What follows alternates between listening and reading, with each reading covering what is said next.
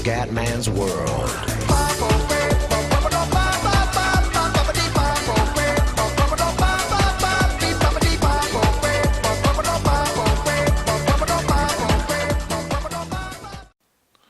Bella raga, ciao a tutti dal Comendone Veneziano, ragazzi, breve annuncio per dire che adesso compro giovedì o venerdì, dipende dalla rottura del day one, compro NBA 2K15, adesso ho la comendina da giovedì a domenica a casa mia, però è chiaro che ci saranno 1000 video di NBA, ragazzi, adesso sarà così, le giornate saranno NBA, FIFA, FIFA e NBA, quindi un video di FIFA, un video di NBA, così da avere varietà e di dominare.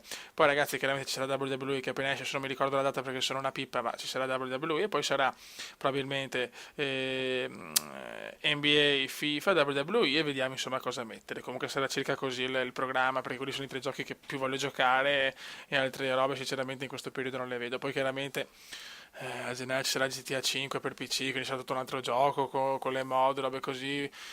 Però veramente ci saranno i tre giochi del momento e NBA non vedo l'ora perché si preannuncia veramente un gioco devastante, come è stato anche il 14, anche se però l'ho preso per Xbox, ma adesso si torna su PC, ragazzi, perché lo sapete, le console sono buone, ma i PC sono tutta un'altra cosa, ragazzi, c'è poco da fare, lo posso dire proprio con certezza assoluta.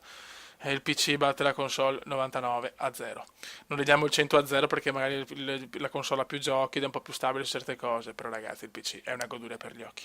Raga, un saluto dal Comendone Veneziano, mi raccomando fate i bravi, chi deve andare a scuola impegno, chi deve lavorare lavoro, chi deve trombare spaccate il culo un po' a tutte. Raga, un saluto dal Comendone Veneziano. Ciao!